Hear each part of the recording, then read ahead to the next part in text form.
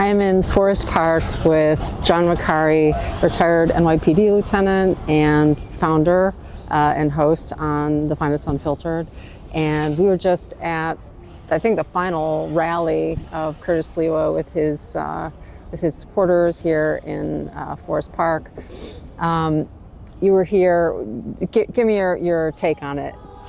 Yeah, I think it's a real revival of working class politics, really transcending Democrat and Republican.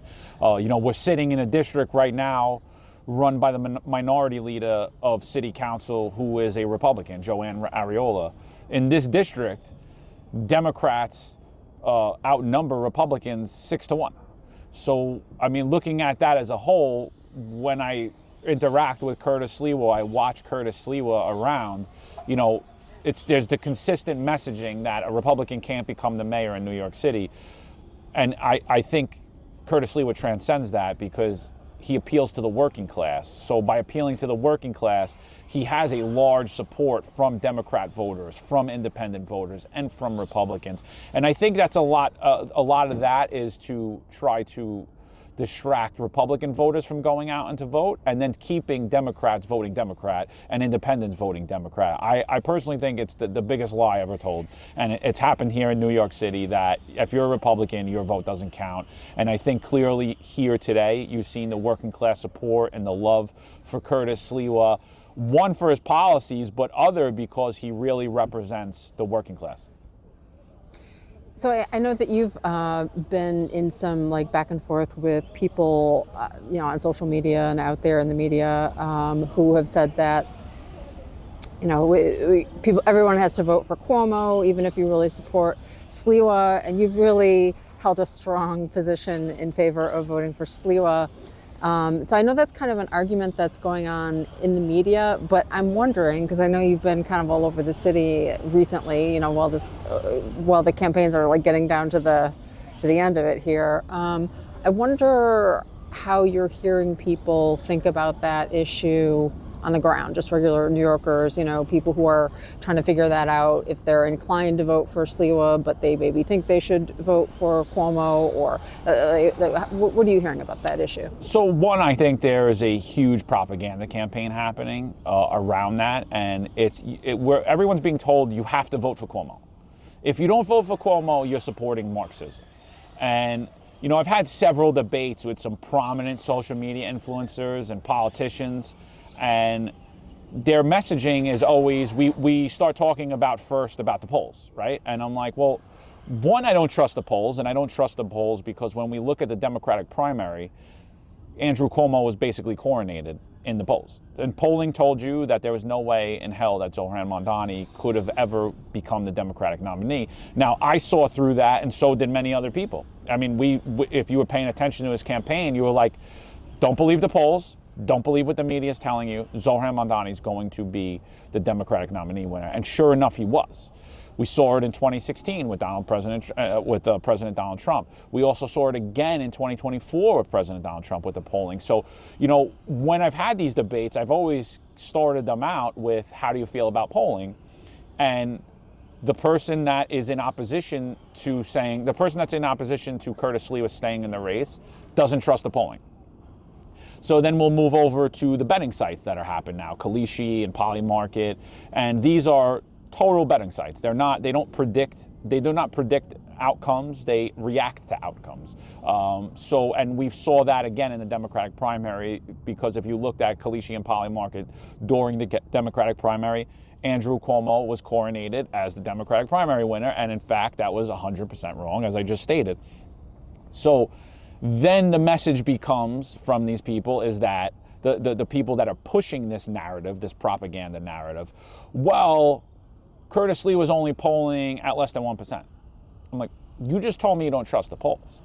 And so now that falls on to the masses, right? And to regular people that maybe aren't so in tuned into politics, right? To me, that debate is basically over at that point, because you don't know why you want Curtis Sliwa to drop out. You don't trust the polls, so you're telling us there's no accurate data. You just want Cuomo to be the mayor. But when it comes to people that aren't so in tuned into politics, they'll see that and start to parrot that. Why are they parroting that? Because there's a massive fear campaign coming around Zohran Mamdani at the moment. That if he comes in, Sharia law is going to take over New York City.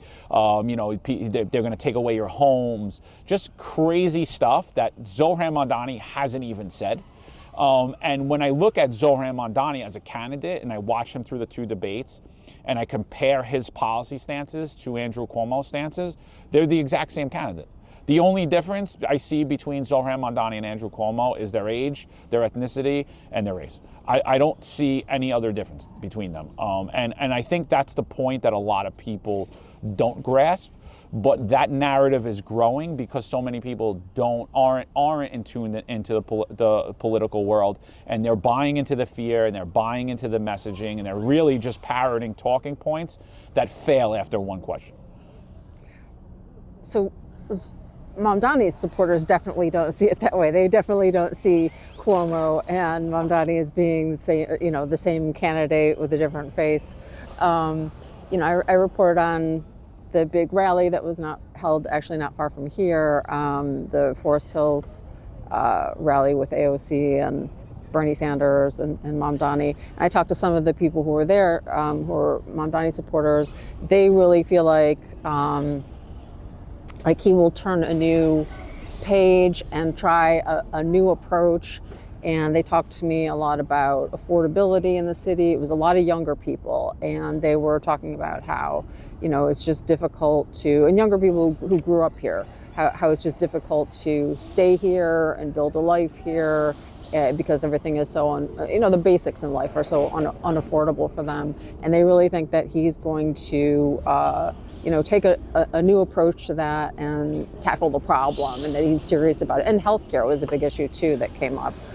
People really angry at the healthcare system that we have, and thinking that he's going to, really make some, not just around the edges changes, but some really substantial changes.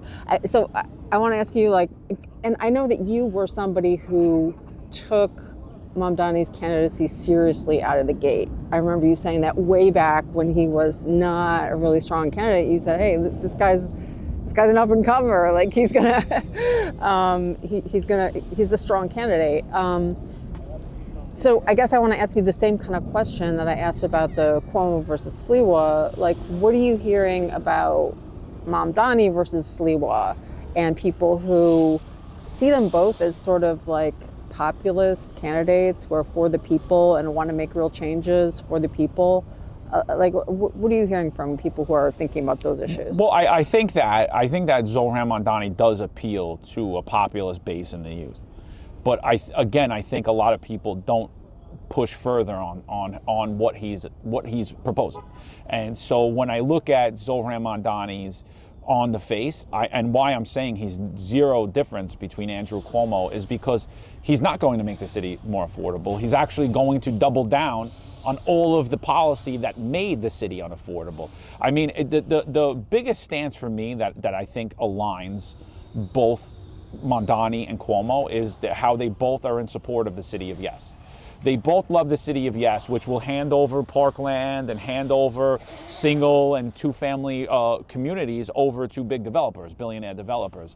And I think for me, Zohran Mamdani really, when I spoke with him, when I sat down and interviewed him, I had asked him about Marlon Bethel, who was a detective in Intel, member of the finest Unfiltered, and he was a first-generation immigrant. He came here. He came to this country. He became a member of the NYPD. He's a resident of Queens, where we sit right now. He's a resident of Queens, and he was terminated for non-compliance with New York City's vaccine mandate. Now, Marlon Bethel never received due process.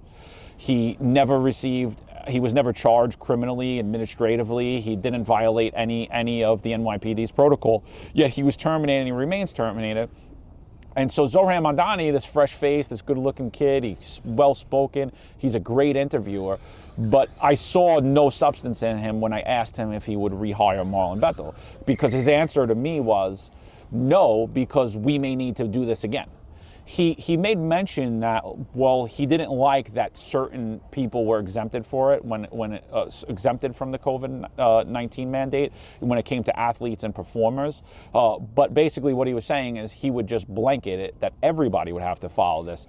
And I told him right there, I said, well, it's very hypocritical for you to tell me that you care about the poor, you care about the working class, you care about affordability in this city, and here you have a resident of your own borough, and you're not going to hire this kid back, and he did absolutely nothing wrong, and you're sitting here and telling me that New York City handled the whole thing wrong.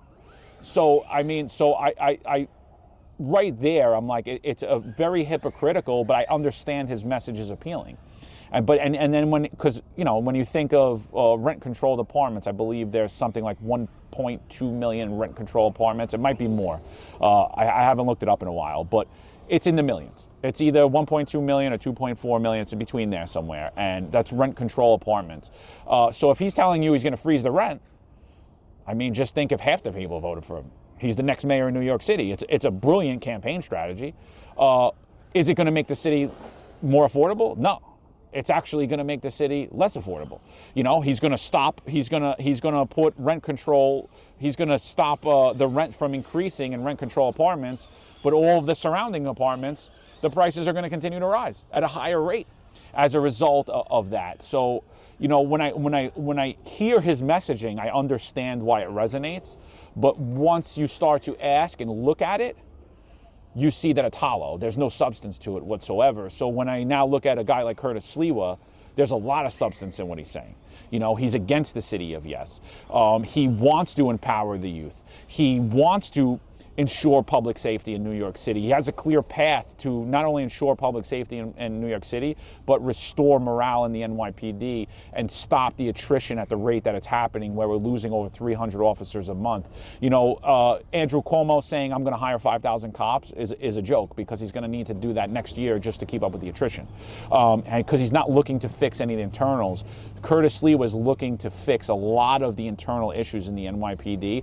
And once you fix that and you restore morale in the NYPD, you will not have the inability to recruit, because rank and file officers are your number one recruiter. They've always been. And once you bring back the NYPD as a career path for people, you will have the ability to restore public safety in New York City. And that will bring businesses back. That will make businesses want to stay.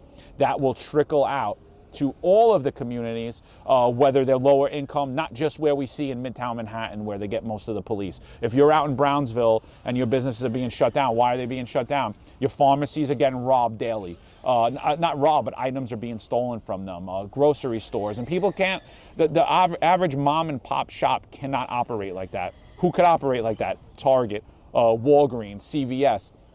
And that's why you're seeing mom and pop shops disappear in New York City, and you're seeing corporate take over. It's, you're seeing like a soulless feel around the city. And in the outer boroughs, they're becoming like barren wastelands, like food deserts.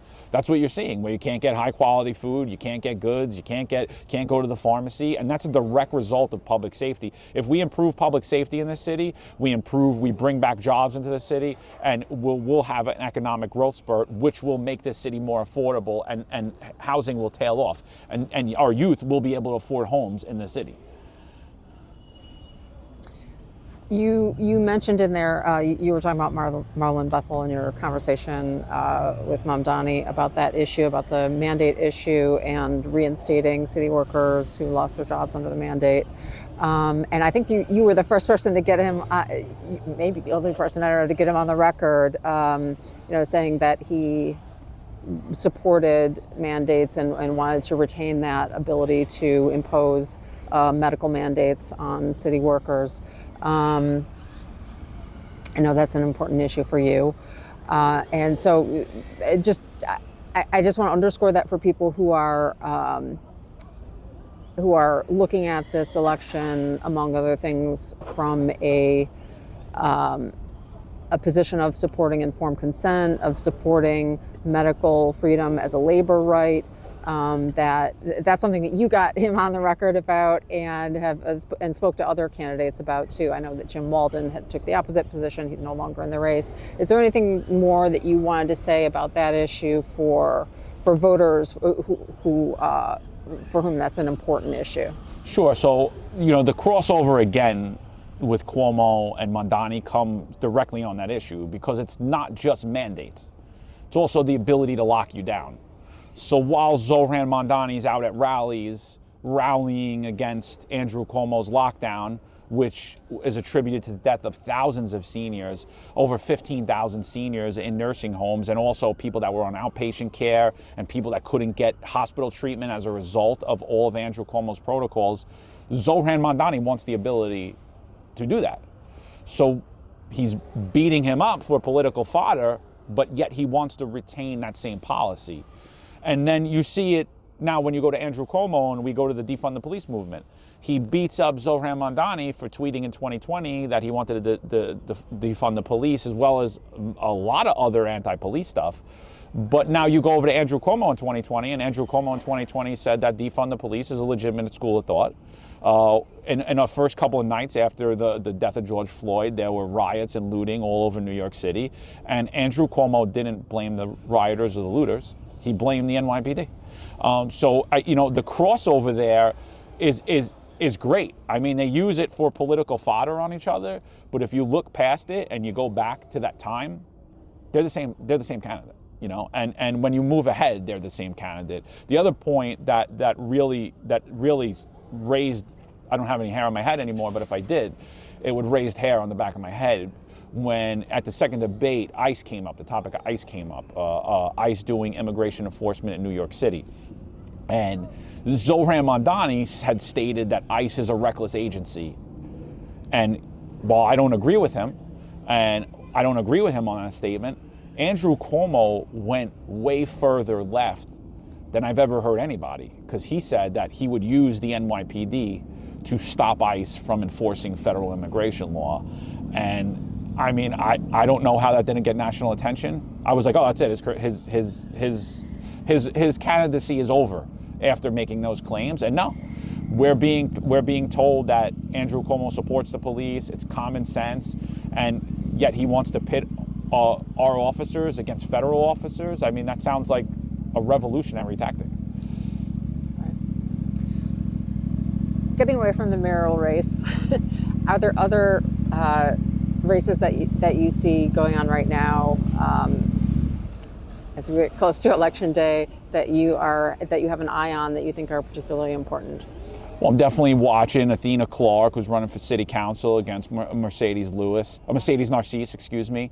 Definitely watching that race closely. And again, that's in a district, 20% Republican, 80% Democrat. And I think that Athena appeals to a lot of voters, not because she's a Republican, but because she's a real person. She's not a politician. She's a teacher who was fired because she refused to comply with New York City's COVID-19 mandate.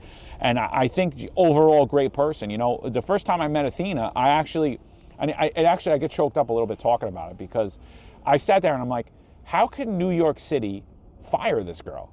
Like if my daughters would have came home and I would have met Athena Clark and she was their teachers, because my kids went to public school in New York City, I would have been ecstatic. Here's a young, energetic teacher who loves children, who loves her job, and we fired her again without due process for absolutely no reason. And while we're struggling to hire teachers, we leave Athena Clark on the sidelines. And it's not just that resonates with the common working class with her. It's a lot, right? She's a child of immigrants. She's working class. Her husband's a firefighter. She's one of us. Elijah Diaz is another candidate, right? And he young kid, 23 years old. He's running in a heavily Democratic district. First Republican ever to run in his district, hit matching funds. It's unheard of. If somebody would have said 6 months ago that Elijah Diaz could get matching funds, they would have been laughed off the stage. And so what you're seeing is you're really seeing a populist rise in New York City, and it's being downplayed by the billionaire-controlled media. It's being downplayed by paid social media influencers who know nothing about New York City and never lived here. And on top of that, they're using polls that are coming out from PACs that are paid for by candidates, and they're using now these betting sites to manipulate your perception of what's happening on the ground. But if you watch the ground, if you watch the groundswell, if you watch the social media, you could get a real feel of what's happening in real time. And I think that the mainstream media sees what's happening and they're doing their best to try to stop it. Right. John Macari, before I let you go, Yeah.